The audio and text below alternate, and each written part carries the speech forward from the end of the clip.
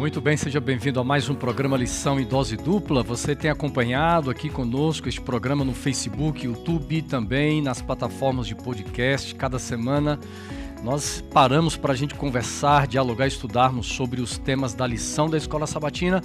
E você sabe muito bem que durante este trimestre, esta temporada, estamos falando sobre descanso em Cristo. Cada semana um tema relacionado a esse tema geral e tem sido uma bênção muito grande. Eu e meus amigos que sempre estão conosco aqui em nosso programa, junto com você em casa, você que assiste pelo carro, nas suas atividades no podcast, é sempre bom ter você conosco aqui. Sejam sempre bem-vindos, um abraço muito especial para você que é aqui da região do ABC Paulista, litoral. Nós vamos aí andando pelas igrejas, nós vamos nos encontrando, você vai mandando um abraço para a gente, muito obrigado.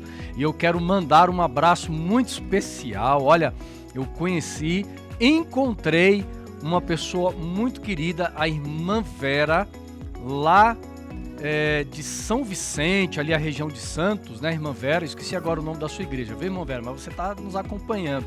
A irmã Vera deu um puxão de orelha em mim, pastor Robson. Ela me deu uma bronca. Ela falou: olha, você e o pastor Robson tem que parar de ficar pegando no pé do pastor Wanderson Domingues, do topete dele. Deixa o topete dele em paz. Irmã Vera, é a última vez, irmã Vera, que nós vamos falar do topete do Xará, Robinho. Teremos de falar, né? Hoje deu uma aumentada esse topete, né? Mas ela falou brincando. Irmã Vera, a senhora é maravilhosa, viu? Que bom que a senhora tem nos acompanhado. Ela falou com carinho, ela disse que ama assistir o nosso programa, que ela se diverte também. Né, pastor Robson? Hein, Robinho? Aqui é a oportunidade da gente falar aquilo que a gente gostaria e que a gente pode falar. Quase tudo, Não é que o topete resuma o que há de melhor no pastor Wanderson, né? Mas é como se fosse uma iconoclastia, né? É uma marca indelével, uma marca inconfundível. Ele destaca aqui essa região frontal aqui, né? Protuberante. Não há ninguém na terra com um topete como o dele. Mas ele tem outras virtudes, viu, pastor? Viu, irmã Vera? Irmã Vera, vamos aqui falar a verdade, irmã Vera. O pastor Wanderson tem muitas outras virtudes. Não é só o topete, ele é uma pessoa assim de uma sabedoria muito grande, um amigo, que é um irmão nosso, né? É um irmão, a gente tem o privilégio aqui de trabalhar juntos. Eu falei pro Xará, eu queria ter um irmão, não tive, Deus me deu um amigo com o mesmo nome, então nós somos irmãos. Fico emocionado. Você não teve irmão, Xará. não? Não, só irmã. Sua irmã? Você é o bendito fruto lá, né? O Xará, irmão do coração. Na vocês, verdade, vocês dois, viu? É esse aqui, Xará, tem história, né? companheiro de viagem, rapaz. Esse camarada aqui. Muitas histórias juntas, né? Um dia o nós horário vamos, não nos permite, né? Um dia nós vamos escrever aí um livreto, memórias de um ministério. Dos lugares em que das estive. Viagens ministeriais e tanta coisa boa, outras, né? entre Wanderson e Robson. Coisa boa. A gente no ministério ganha, e você sabe aí, né? Você que acompanha aqui, o ministério, a igreja nos dá a possibilidade de convivermos com pessoas que às vezes se tornam até mais próximas do que a família. E a gente aprende a amar, respeitar, valorizar, porque a gente convive sempre. Então, valorize, inclusive, né, da sua classe aí, se você tem alguém muito perto, bem próximo aí, trate ele como se fosse o seu irmão aí. Como Exatamente. A gente tem esse carinho mútuo aqui. Esses dias atrás, fazendo um treinamento, e falei para eles a importância do ambiente familiar na unidade de ação da Escola Sabatina, e falei para eles de como é aqui, né? O antes de gravarmos, o nosso bate-papo, nós temos vontade de estarmos juntos. Isso é bom demais. E a amizade aqui é tão grande que tem coisas que eu olho pro pastor Robson, eu já sei até o que ele está pensando, o que ele quer fazer. Que não precisa, pelo olhar. Pelo olhar. Isso é amizade, Xará. Transmissão. Né? Quando a gente chega é igual os pais, né? Às vezes a mãe olha pro filho, o filho já entendeu tudo. Pastor Robson tem coisa que eu já entendo. Agora, pessoal, falando sério aqui no programa, algumas semanas atrás foi aniversário do Robinho. Lembra que a gente não tinha um presente, hoje tem. Aí, né? Hoje eu trouxe olha o presente. Só, fique com ciúme você que está aí acompanhando. Tá aqui o presente do pastor Robson. Isso é o símbolo só do presente, né? Eles querem me tratar bem, porque tá eu vou morrer de desgosto, mas não de diabetes, Robinho, né? Uma paçoca. Vai ser só essa paçoca ou a caixa? A caixa é pra gente dividir, né? A gente pega a paçoca. Vocês não vão sortear isso aqui também? A caixa aqui também, eu vou até virar aqui já. Daqui essa caixa sua, daqui. Robinho, agora pode levar a caixa. Pronto, tá aqui, ó, tá guardado. Durante o programa você vai comendo aí, Robinho. A gente vai comendo. Você foi o aniversariante. Essa aqui acho que dá pra comer uma só, né? É sem açúcar. Porque daí a gente fica muito santo também, a gente tem que ser um pouco... Eu planejo estar na grande multidão. Eu gosto daquela que vem com um pouquinho de açúcar. Aquela que tem um pouquinho, um pouquinho, dedinho ali. De repente, se a produção trouxer um pouquinho de açúcar, a gente vai comendo também, né, Xará? Essa tá boa, rapaz. Eu provei agora há pouco tempo aqui, viu, gente? Tá gostosa, viu? Aliás, você lembra que antigamente tinha uns momentos assim da unidade de ação que o povo às vezes ia comer na casa do outro, marcava sexta-feira, o sábado. Isso era legal, né? E precisa ter. Precisa ter porque contexto bíblico, né, Xará? Você que é um estudioso do contexto bíblico, certa vez Jesus foi acusado pelos fariseus, mestres da lei, de comer com os pecadores. Mas havia um significado muito grande, além do desfrutar do alimento, mas havia um contexto social e espiritual quando se comiam juntos naquele tempo, né? Cear juntos no contexto bíblico, né, meus amigos? É mais do que encher a barriga, muito mais do que isso. É dizer, eu amo você, eu aceito você, eu quero você na minha vida, não é? Uhum. Daí a crise tão grande quando alguém negava comer na casa do outro, significa eu te odeio e quero a tua morte, né? Por isso que um rei, quando dá um banquete e os convidados não querem ir, ele manda matar até, não é? Então, no contexto bíblico é mais do que se alimentar apenas. É você compartilhar experiência, é você amar o outro, né? E a escola sabatina, ela precisa manter isso, né? Ir um na casa do outro, ter aquele bate-papo, aquela convivência. A escola sabatina não acontece só na classe de sábado, ela acontece muito antes, Exatamente. não é? É o que a gente estava comentando aqui. Nós não nos relacionamos só aqui, é verdade, cada um tem uma vida corrida, mas nós somos amigos, nós gostamos de estar juntos. Então esse daqui é um momento de prazer pra gente também.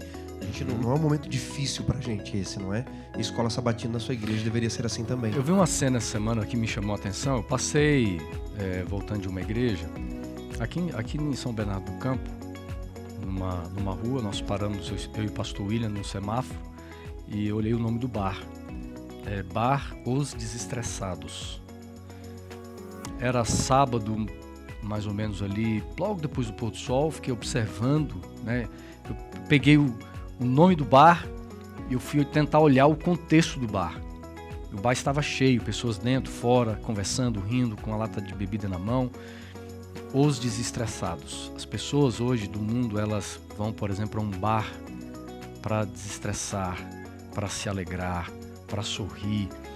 E Deus proporcionou, dentro do contexto religioso, muitos momentos para nós não apenas nos desestressarmos, mas para a gente experimentar a verdadeira alegria, o verdadeiro relacionamento entre pessoas, né? Então, o nosso apelo aqui, é muito bom trazer esse assunto, porque nós precisamos desenvolver isso de uma forma intencional, de uma forma planejada e executável nas nossas igrejas, classes de unidade de ação da Escola Sabatina. E lembrando, né, amigos, que a unidade de ação, ela também favorece um melhor estudo, um melhor compartilhamento da palavra de Deus, um melhor ensino. Aonde eu tenho passado, eu tenho dito que nós não podemos mais ter lição geral. Lição geral, ela foi circunstancial, ela foi necessária por alguns meses, mas o tempo é de nós voltarmos para as nossas classes. Não só lição geral, mas esses outros momentos. Exatamente. Reuniões, pequenos grupos. Inclusive, aqui fica a dica, a classe dos professores. Exato, pastor Robson. A gente precisa pensar nisso, porque aqui está a formação. Talvez, eu não sei se eu estou exagerando, talvez a Escola Sabatina seja o maior celeiro de preparo de líderes para a igreja. Exatamente, eu concordo. Porque você aprende tudo ali, né? E a classe dos professores, ela é fundamental para a formação de novos líderes de classe, professores. A classe dos professores, ela é fundamental para capacitar, para treinar, para planejar o trabalho, para manter o foco, né? Então a igreja cujos os líderes de escola sabatina se reúnem numa classe dos professores, e hoje com ferramentas online é fácil. Olha, uma irmã esses dias atrás me disse: pastor, nós fazemos a classe dos professores pelo WhatsApp, porque eles moram numa região que é difícil o acesso à plataforma Zoom, por exemplo. Eles fazem aqui no WhatsApp, eles ligam, é uma igreja pequena, então eles fazem aqui. Eu achei muito interessante, são as possibilidades, e eu vejo que é um tempo da igreja se levantar fortemente para voltar a fazer da escola sabatina o coração da igreja. Exatamente, essa frase é forte, né? O coração da igreja. E isso passa pelo estudo da Bíblia e também pela ministração, pedagogia, né? Eu me lembro bem, na época de colégio, só para encerrar esse assunto aqui, a escola sabatina, ela me ajudou muito a entender como pregar. Na minha época, lá, quando fazia faculdade, tinha classe de professores e os professores faziam questão. Eu sei que alguns não gostam de fazer isso, mas eles faziam a pedagogia de resumir o conteúdo da lição em 3 pontos, bem organizados, divididos. E eu tenho aqui alguns resumos de lição que me ajudam até a fazer sermões. Isso é importante para você que está começando, usar esse recurso aqui que a gente tem, já está pronto para formar líderes e assim fortalecer a igreja. Muito bem, foi bom, valeu dar esse recado, fazer menção a estes pontos tão importantes da escola sabatina, que são princípios, né? Mas agora nós vamos então focar um pouco na parte do ensino, porque é uma das colunas da escola sabatina, uma delas é o ensino. E dentro do contexto de ensino, o ensino não é só a lição, envolve de uma forma mais ampla, que não vai dar tempo da gente falar agora, mas chegamos à 13ª lição, 13º tema.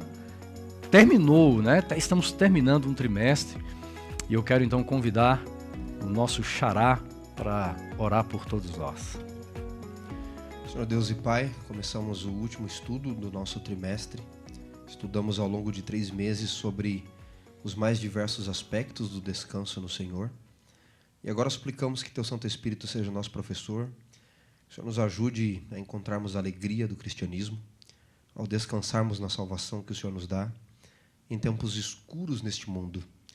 Que o Senhor use a cada um de nós, a escola sabatina, para devolvermos a luz da alegria de andarmos ao Teu lado. Fica conosco nesse estudo. Oramos por Jesus. Amém. Amém. Amém.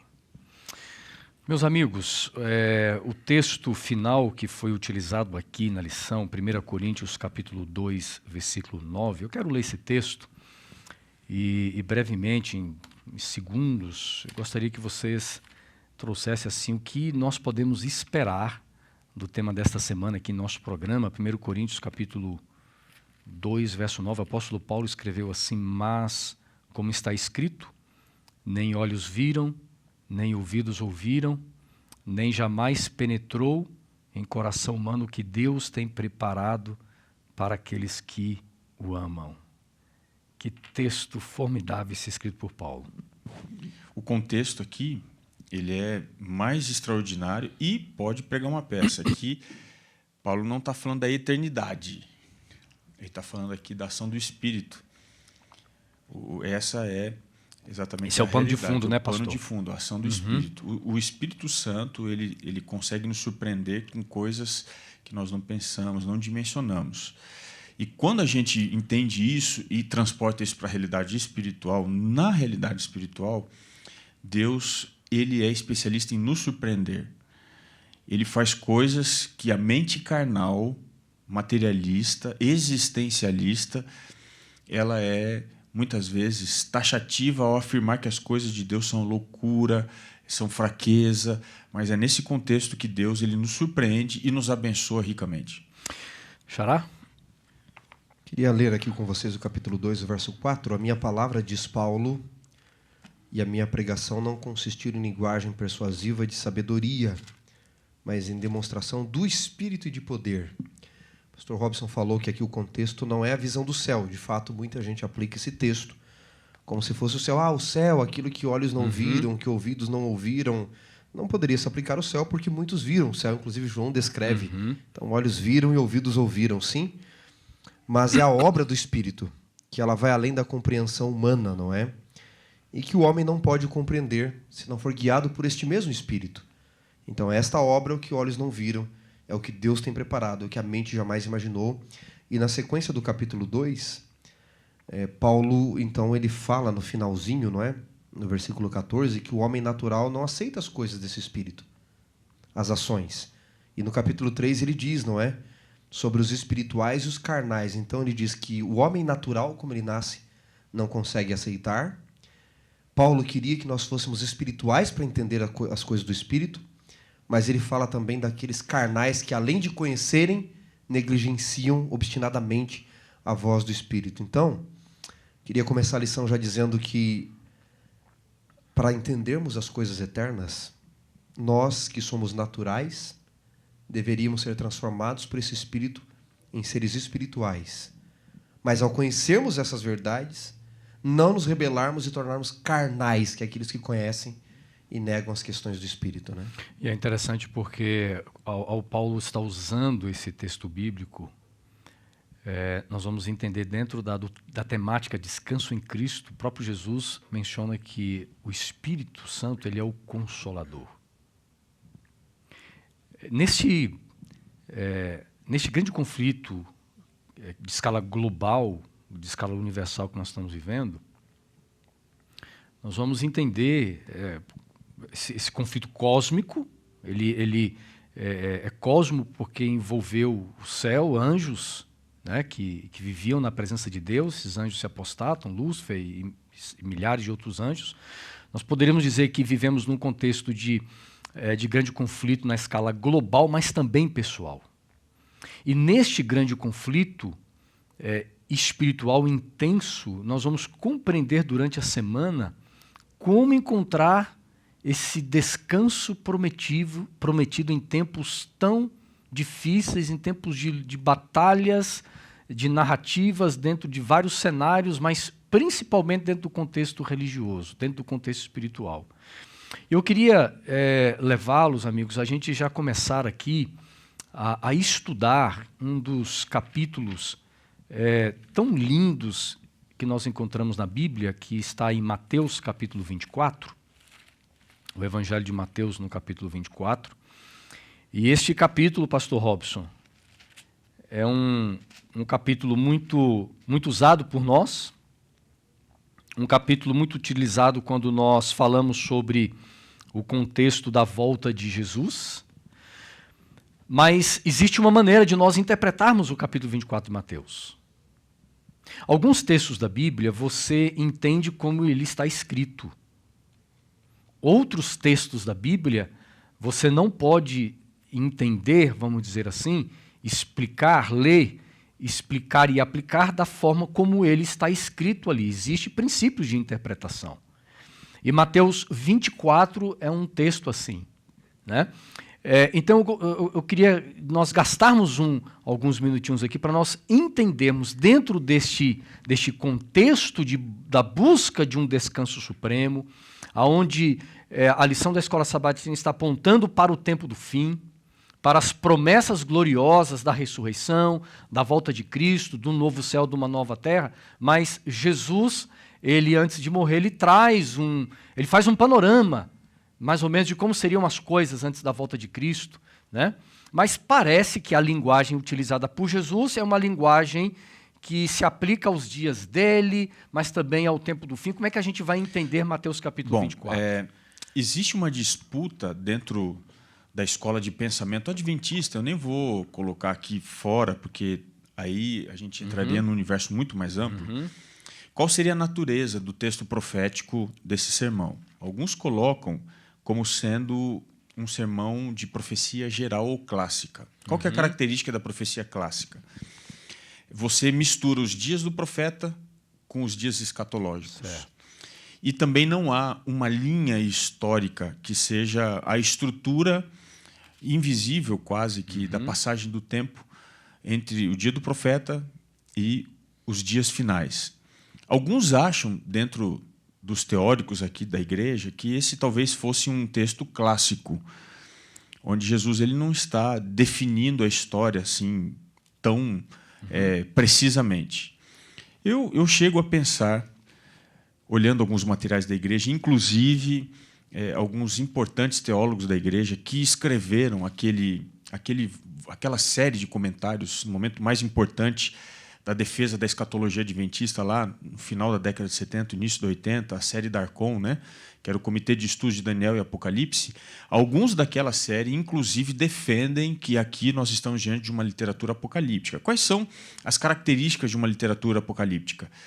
Há aqui uma revisão da história em cima de um capítulo escatológico anterior. E Jesus faz isso. No capítulo 25, verso 15, ele diz assim, olha, quando, pois, vides o abominável da desolação de que falou o profeta Daniel no lugar santíssimo. Ele está fazendo uma clara citação, talvez não seja uma citação, mas uma alusão à profecia de Daniel, capítulo 9.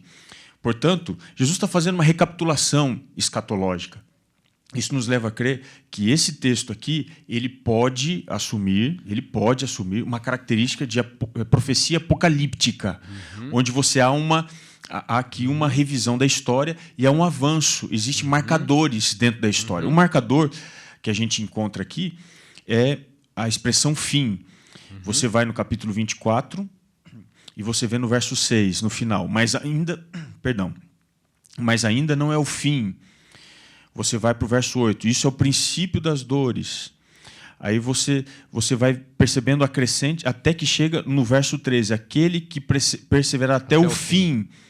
E no verso 14 diz, então virá o fim. Ou seja, Jesus... Verso 14 também, né, pastor? Jesus está construindo uma ideia do fim, usando como pano de fundo as profecias anteriores, apocalípticas. E isso talvez nos dê aqui uma segurança em pensar que esse é um texto apocalíptico. Só que tem um detalhe aqui bastante interessante. Existe um pano de fundo aqui na introdução do sermão que pode nos ajudar a entender a complexidade da natureza do fim. Jesus está numa disputa aqui com os líderes religiosos e no final do capítulo 23 ele diz assim, olha, a casa de vocês vai ficar deserta.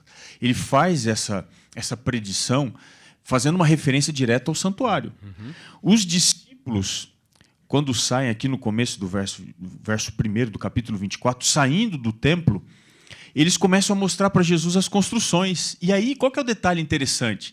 Eles falam, Senhor, o Senhor disse que o templo vai ser destruído, mas olha isso aqui como é imponente, como é bonito e tudo mais. E aí, no verso 3, Jesus vai para o Monte das Oliveiras. Se a gente for analisar essa profecia com o pano de fundo do livro de Ezequiel, você percebe que a glória de Deus ela sai da sua casa. Quando Jesus ele sai dali, ele vai na direção do Monte das Oliveiras e dali ele vai e abandona. Jesus, ele praticamente aqui no sermão profético, está abandonando o seu povo para que eles vivam a consequência da dureza do seu coração, uma religiosidade fria, e isso vem através do anúncio do fim. Essa é uma ideia interessante por detrás do sermão profético, onde Jesus diz, olha, eu estou saindo daqui, ele até chega a dizer, vocês não me verão mais até que eu venha no reino do Pai. E aí, então, ele dá essa noção do fim. Uma coisa interessante também, pastor Robson, é nós olharmos o discurso escatológico de Cristo a partir da pergunta dos discípulos, né? A maioria das pessoas acham que eles fizeram uma pergunta só, mas eles fazem 3 perguntas. Quando Jesus fala do templo, eles perguntam, dize-nos quando sucederão essas coisas, ou seja, a destruição do templo. Aí eles perguntam, que sinal haverá da tua vinda? E eles não perguntam no plural, eles perguntam no singular. E da consumação dos séculos. Então, veja, quando vão acontecer essas coisas, destruição do templo de Jerusalém, ali por volta do ano 70, que sinal haverá da tua vinda e da consumação dos séculos? Então, depois desses marcadores que o pastor Robson bem colocou, é interessante nós notarmos que ele fala da destruição do templo. Ele vai falar da tribulação que vai vir. No verso 14, ele fala do grande sinal da sua vinda. Será pregado o evangelho do reino para testemunho, então virá o fim. Esse é o grande sinal. E ele fala da consumação dos séculos, onde ele fala sobre o abominável, ele fala das tribulações, ele fala do sinal. É muito curioso porque ele coloca aqui os falsos cristos, né, de forma plural. Paulo vai trazer depois, falando da escatologia em Tessalonicenses, que vamos mencionar ainda, no singular, que é o grande homem da iniquidade. Então, Jesus parece que ele separa aqui, se nós fôssemos talvez sistematizar melhor, ele separa aquilo que nós chamaríamos, não é? Descartando ali a questão do templo local, ele separa o tempo do fim, o fim dos tempos e o fim do tempo do fim. Mas em todas as coisas que ele fala, ele termina dando a segurança de que o fim de todas as coisas será melhor que o início delas, não é? Então aparecerá no céu o sinal do Filho do Homem, diz o verso 30. E todos vão se lamentar, porque ele virá em poder e grande glória. Nós até mencionamos, 1 ou 2 lições atrás, a expectativa que o povo tinha quanto ao santuário. Então, na cabeça deles, quando Jesus diz da destruição do santuário, eles associam essas 3 coisas, né? A volta de Jesus, a consumação dos séculos e a destruição do santuário. Por isso que a destruição de Jerusalém, para eles, foi algo muito impactante. Quando o templo é destruído, é uma coisa que para eles pensaram, acabou tudo, acabou o mundo. Era a base deles. E aí a igreja entrou num período de comoção, de desespero, porque é nesse contexto, um pouquinho antes da destruição do templo, que basicamente você começa a perceber 2 inimigos que eles se levantam contra a igreja. O primeiro inimigo foi a perseguição. Um pouquinho antes da destruição do templo, a igreja é perseguida. Você percebe lá em Atos 8 o começo dessa perseguição, que vai se intensificar bem mais depois. E você tem também a introdução de heresias. Isso, exatamente. Que começam a vir e assolar e a dilapar a unidade que eles tinham. Porque Atos diz que eles sentavam, dividiam tudo, eles comiam, mas daí começa a ter essa divisão. Tudo isso dentro desse contexto. Por isso que Mateus 24, a gente precisa estudá-lo na visão escatológica, mas também na visão histórica do cristianismo, ou dos cristianismos, né, primitivos ali. Agora, veja bem, os discípulos, Xará, quando perguntam, né, quando iria acontecer, dentro do contexto da destruição do Templo de Jerusalém, os discípulos estavam relacionando os eventos. Um evento, cada evento, dentro das 3 perguntas que eles fazem para Jesus, eles estão conectados um ao outro. Embora sejam eventos distintos, vamos dizer assim, mas na mente dos discípulos tudo aconteceria mais ou menos no mesmo período, né? Mas, ao longo do tempo, nós vamos encontrar, por exemplo, o apóstolo Paulo desenvolvendo uma teologia a respeito do tempo do fim. E aí você coloca, por exemplo, a questão... É claro que Paulo escreveu um pouco antes da destruição do Templo de Jerusalém, depois nós vamos chegar em João. João vai ter uma compreensão mais, de repente, contextualizada, mais ampla, porque ele é o último dos discípulos, né, a morrer. Mas o apóstolo Paulo, ele já tem uma compreensão muito mais ampla, escatológica e sobre o cenário da volta de Jesus do que os discípulos tiveram em Mateus 24. Né? Eu não sei se eu estou equivocado no que eu estou dizendo aqui, mas para a gente entender um pouquinho como é que Paulo conseguia enxergar agora esses eventos e principalmente os eventos que tinham a ver com a volta de Jesus. Antes de entrarmos em Paulo, acho que é importante a gente colocar aqui rapidamente o conceito da verdade, né, progressiva. Em João, no capítulo 16, no verso 12, Jesus disse assim: eu tenho muito que vos dizer, mas não podeis suportar agora. Ou seja, a verdade de Deus para nós, a revelação de Deus para nós, ela é progressiva. Vocês não podem suportar, então eu vou dizendo aos poucos. Isso é muito importante, né? Por que isso é importante? Porque tem muito crítico da igreja que se levanta dizendo assim: eu não acredito na Trindade porque os discípulos não batizavam em nome do Pai, do Filho e do Espírito Santo, batizavam em nome de Jesus. Os discípulos tinham conceitos equivocados ainda quanto ao batismo, quanto à acepção de pessoas, quanto à escatologia, pneumatologia, missiologia, tudo. Exato, então, eles estavam aprendendo, porque a verdade é progressiva. E aí, em João 12:16, você tem um outro conceito da verdade. Jesus falando com eles sobre sua morte e ressurreição, João ele pontua assim: os seus discípulos, a princípio, não compreenderam isso, João 12:16. Mas depois que ele foi glorificado, compreenderam que isto lhes falava e que também lhes disseram. Ou seja, não só aquilo que Deus tem para nos ensinar é progressivo, como a nossa compreensão daquilo que ele já ensinou também é progressiva. Então, eles estão crescendo. E aí nós vamos entrar em Paulo. Por isso que eu queria falar isso, mencionar isso. Ô Xará, até na história da Igreja Adventista nós vamos ver de forma tão clara esse movimento da revelação progressiva de Deus e também a compreensão progressiva do que Deus revela. Outro dia eu estava numa igreja aí, alguém me disse assim, você sabia que o marido de Ellen White era antitrinitariano? Eu disse, sabia. Primeiro, ele não era o antitrinitariano de hoje, ele era contra o trinitarianismo espiritualizador, que era uma outra crença. Mas eles também no começo não guardavam o sábado, comiam carne de porco, depois passaram a guardar o sábado de meia-noite a meia-noite. Exato. Porque as questões nossa de regime alimentar. Isso, né? Você precisa respeitar os passos históricos e como Deus trabalha com a igreja ao longo dos séculos. Voltando a Paulo. Então nós temos uma compreensão limitada nos discípulos desses mais diversos aspectos, e em Paulo você começa a ter um desenvolvimento melhor. Mas mesmo em Paulo, nós temos uma dificuldade. Por quê? Na primeira carta ele diz, nós os vivos, 1 Tessalonicenses 4,16. Eu vou estar entre os vivos. Na última carta a Timóteo, ele diz, o Senhor vai me dar a coroa da justiça naquele dia. Ele já mudou. Então é compreensivo isso, né? Sobre Paulo... Ele não muda a teologia, mas ele muda o ponto de vista dele.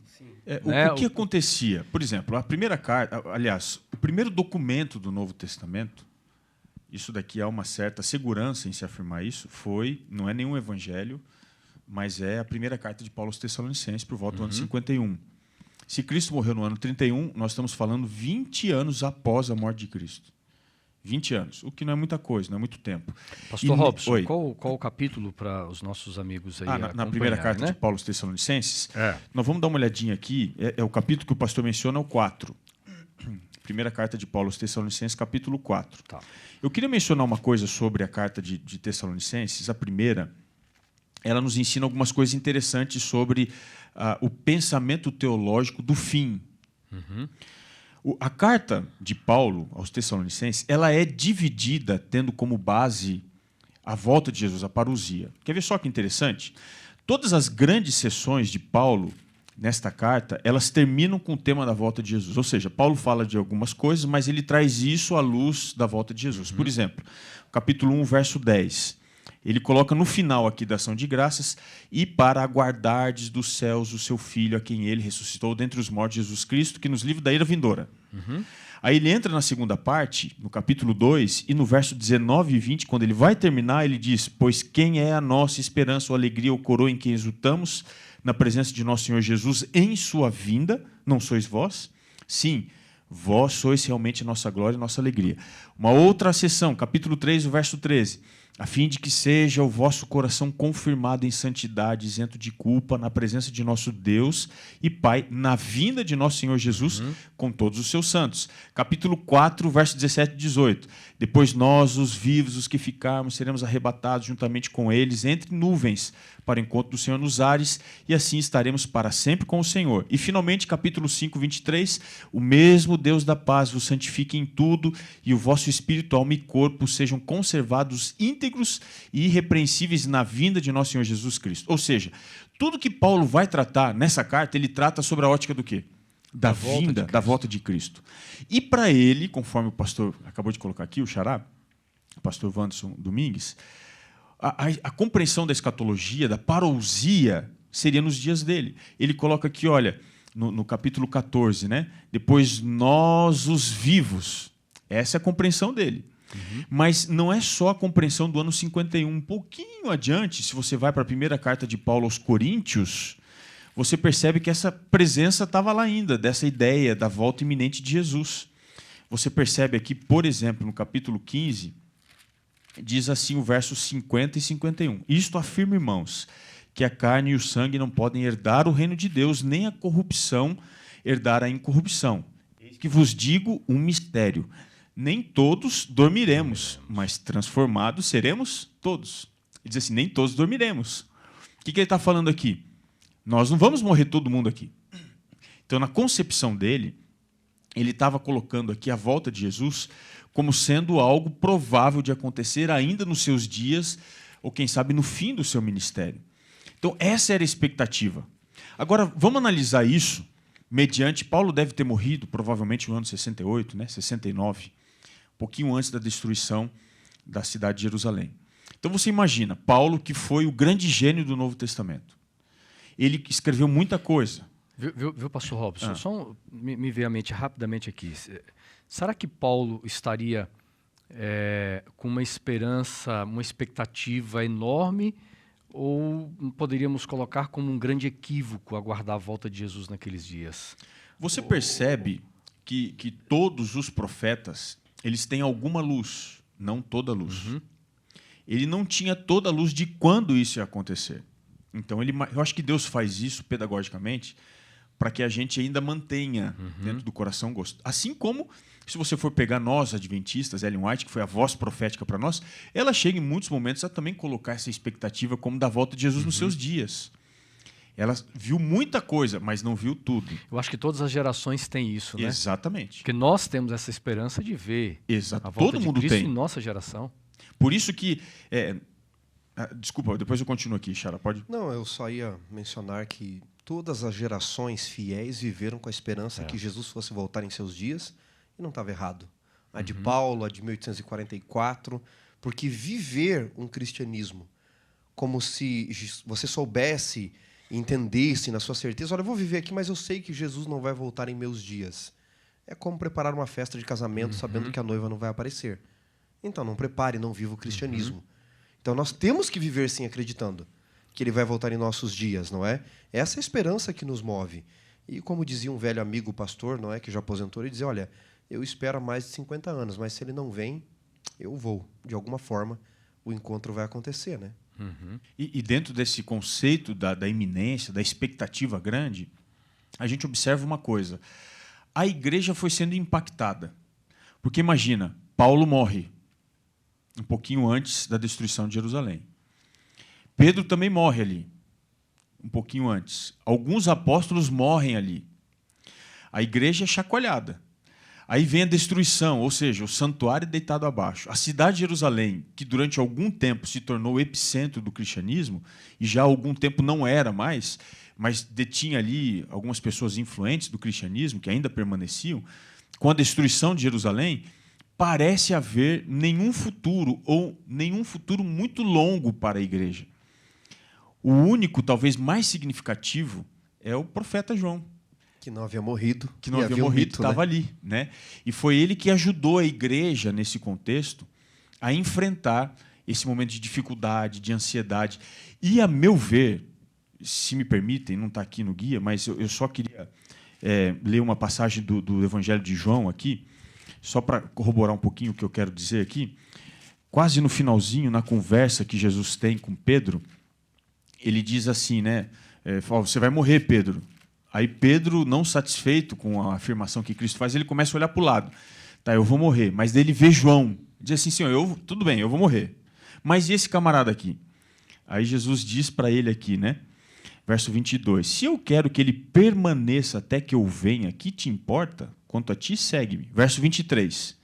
Então se tornou corrente entre os irmãos o dito de que aquele discípulo não morreria. Então, qual que era o termômetro da volta de Jesus? Era o apóstolo João. Eles olhavam para o João e ele começou a ficar com o cabelinho branco. Pô, falei, Jesus está voltando. Ele está para chegar. Foi ficando arcadinho assim, né? Ele foi levado lá para a Ilha de Patmos. O povo disse, esse camarada, ele é duro de morrer. Viu, Rob? Teve um evento que aumentou essa questão, não é? Porque no ano 80, Domiciliano colocou João num caldeirão fervendo de óleo. Exatamente. É a segunda tradição. E ele não morreu, então isso aumentou aí o mais povo ainda. dizia, não, né? Jesus está fazendo isso para que a gente se prepare, a gente tem que ir.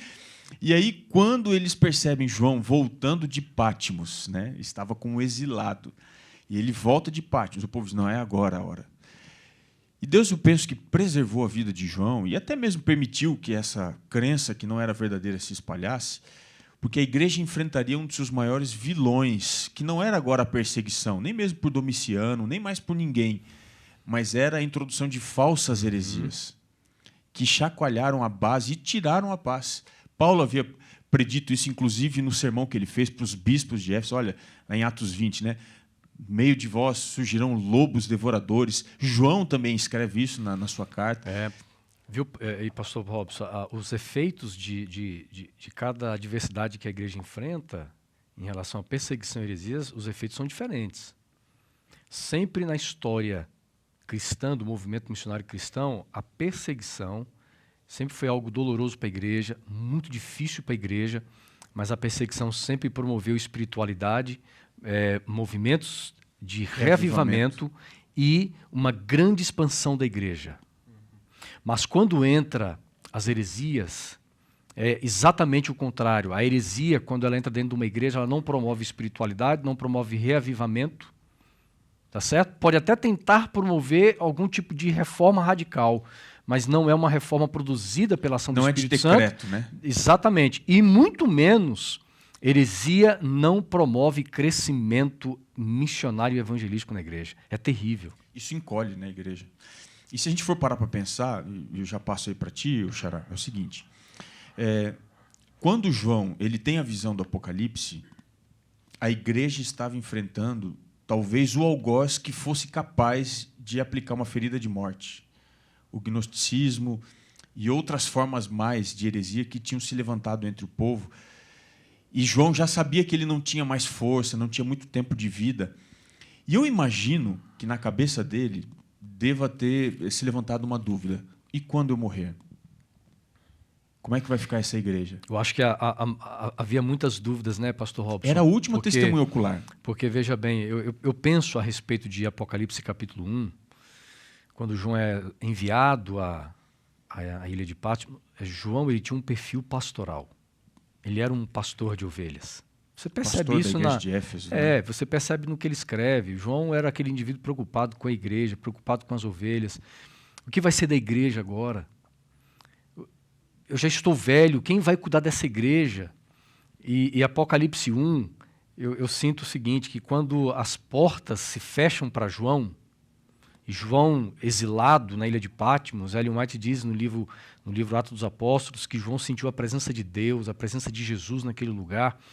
E embora as portas na terra estivessem fechadas para João, tem uma porta no céu que se abre para ele, onde Deus revela coisas extraordinárias para aquele homem. É como se Deus estivesse dizendo, João, foi um presente de Deus para João a visão.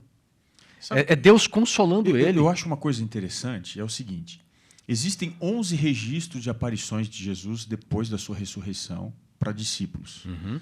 Paulo, lá em Coríntios 15, diz que ele apareceu primeiro para Cefas, depois para os 12, e apareceu, inclusive, para 500 que estavam ali na região da Galileia, depois apareceu para mim.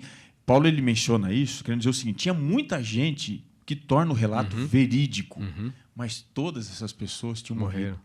Só sobrou João. Na cabeça dele, falou, Senhor, eu ainda falo com autoridade, porque eu vi, e depois de mim? Aí, eu acho que o Apocalipse 1 é Deus fazendo um conforto não só para ele, trazendo conforto não só para ele, mas para a igreja. E aí ele vê não o Cristo sofredor, ele vê o Cristo glorificado. E não simplesmente o Cristo glorificado, ele vê esse Cristo andando no meio das igrejas, querendo dizer, João, não é você, fica tranquilo. Eu quem cuido. Sou eu quem cuido. Até porque João, ele vai dizer aqui, no versículo 9, Xará, eu gosto muito desse verso, eu, João, irmão e companheiro de vocês na tribulação, no reino e na perseverança em Jesus. Todas as vezes que João menciona a perseguição que ele enfrenta, que a igreja enfrenta, tem 2 ou 3 elementos que estão juntos ali em Apocalipse, que é a questão da palavra, né? Ele vai dizer por causa da palavra e do testemunho. Então a palavra e o testemunho andam juntos, e lá no final, já do meio do final para o livro, ele vai dizer que esse testemunho é o Espírito Santo da profecia.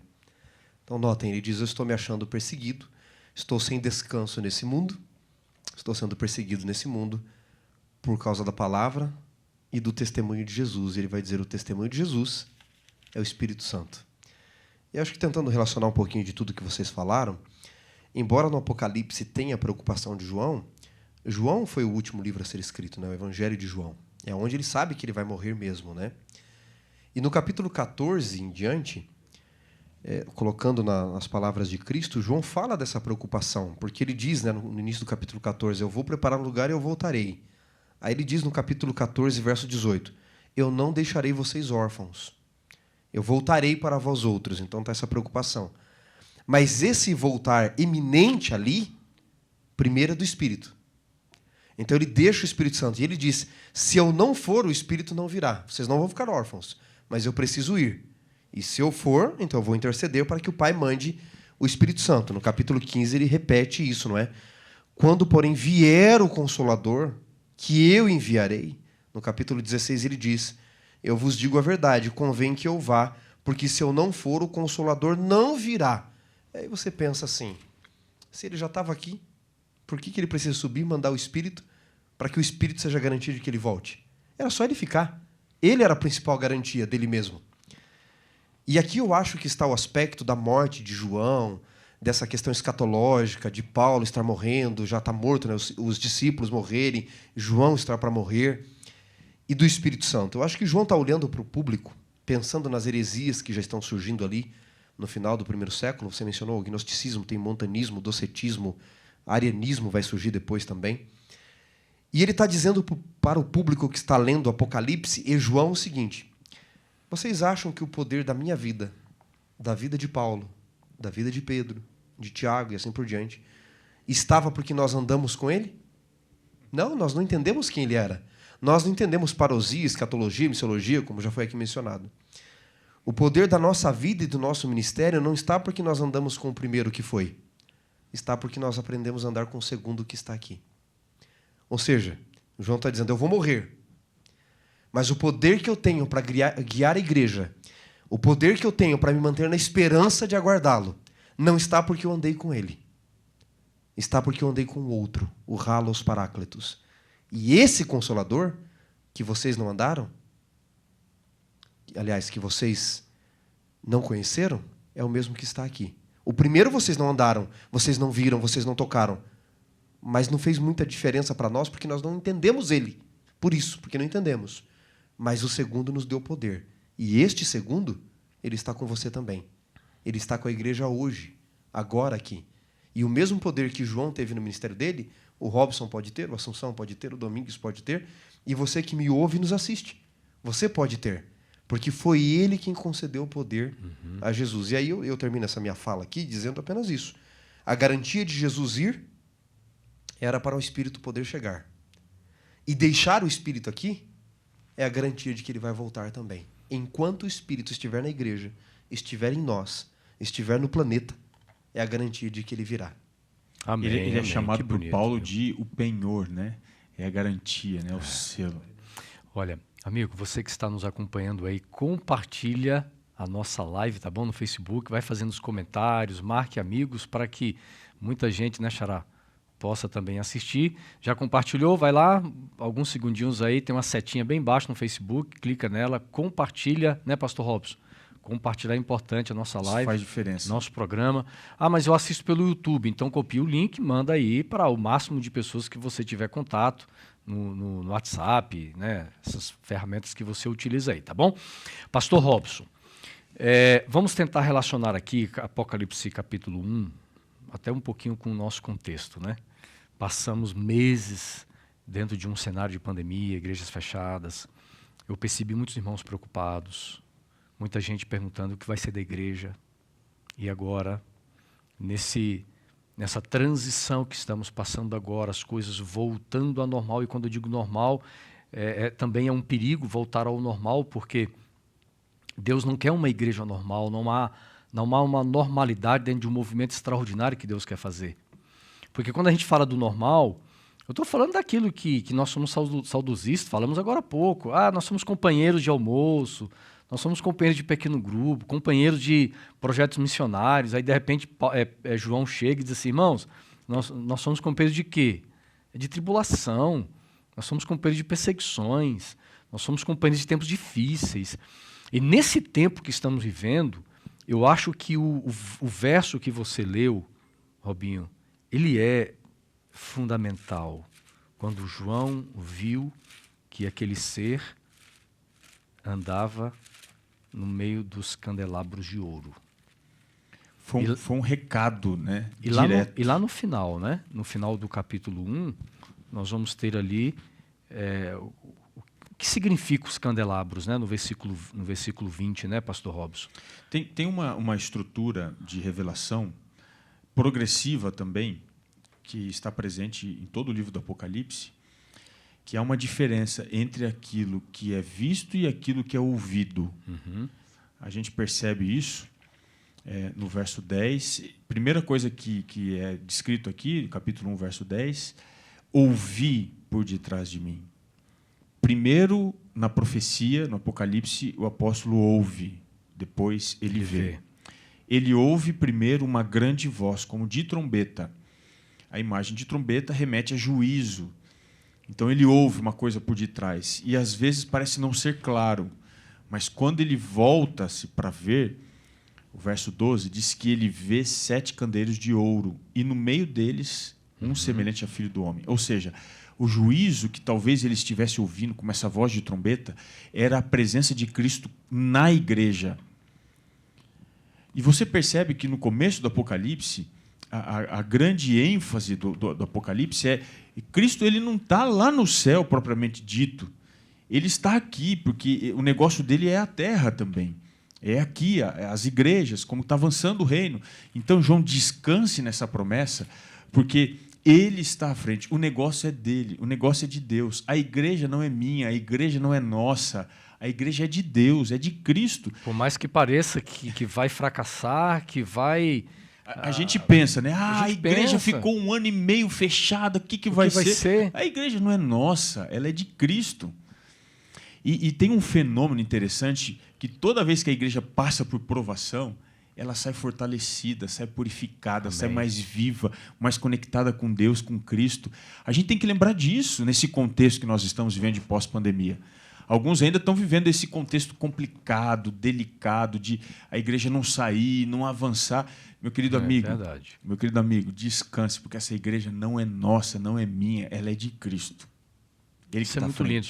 Aí, o capítulo 1, Xará, além de encontrarmos um descanso para a igreja descansar no Senhor, essa garantia de que Deus é quem cuida da sua igreja, nós também vamos encontrar um pouco mais adiante, Xará, uma revelação de que Deus também cuida de seus filhos de uma forma pessoal, porque no versículo 17 diz assim, eu vou ler aqui, tá, Xará?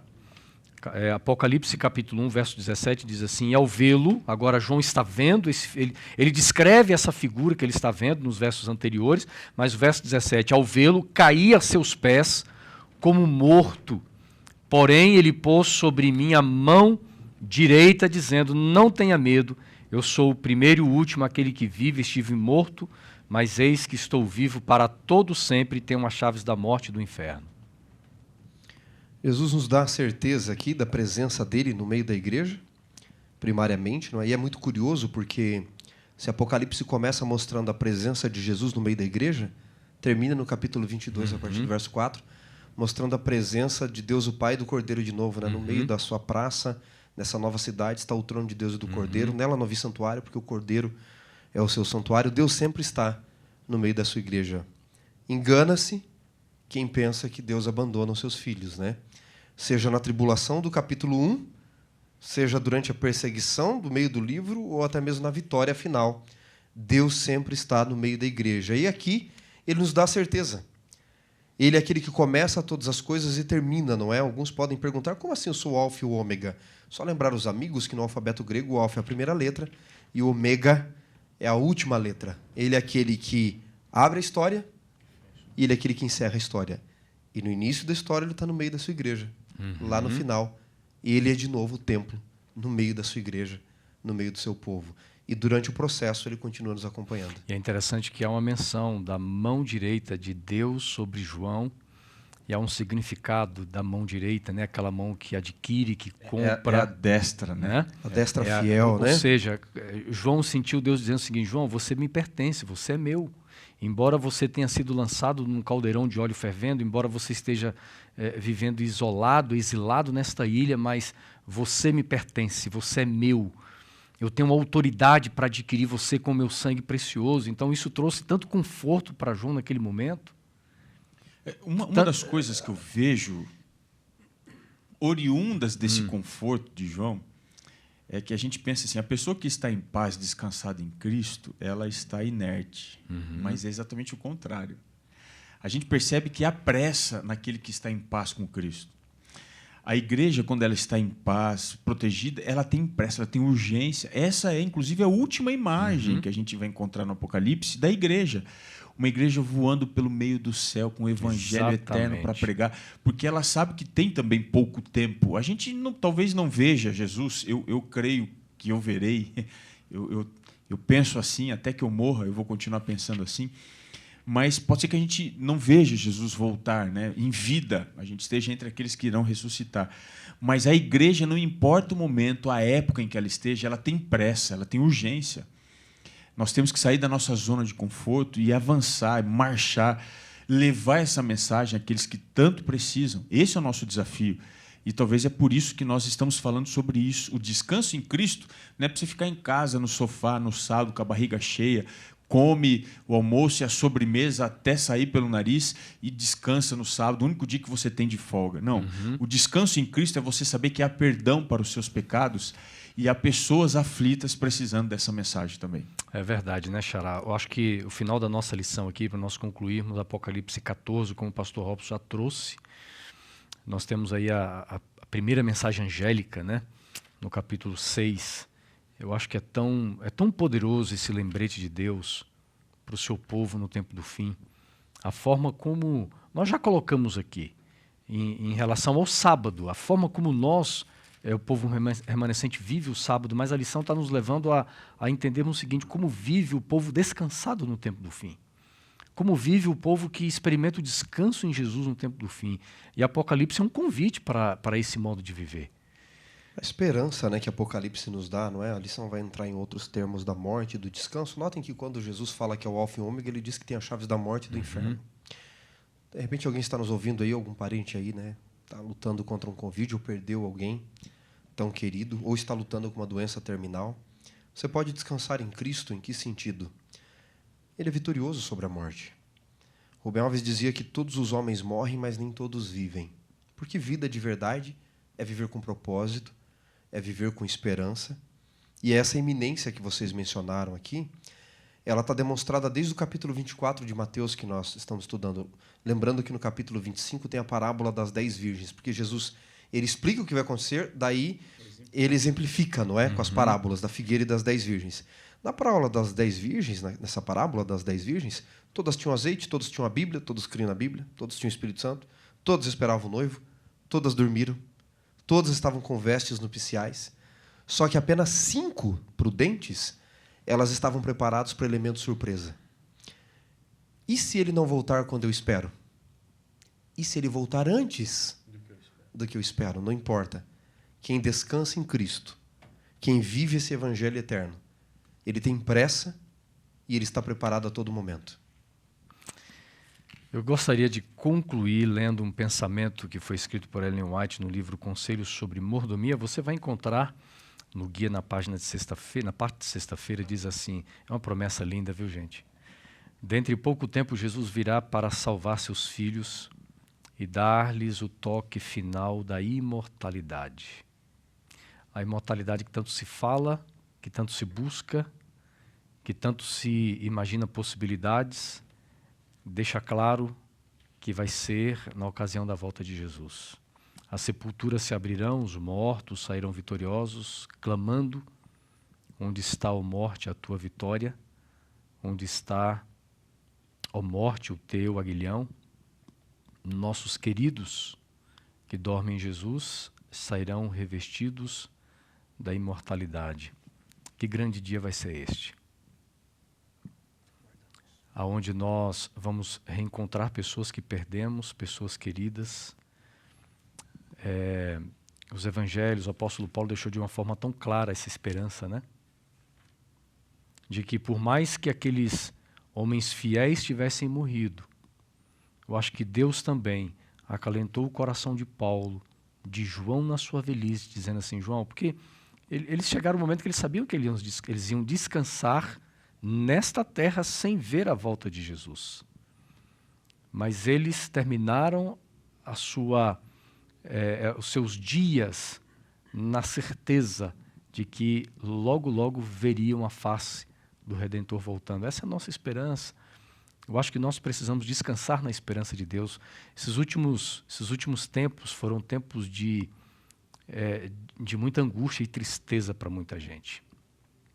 Eu tenho conversado com pessoas que perderam não apenas um, mas vários familiares na Covid, de outras formas também. As pessoas sofrem, a morte machuca.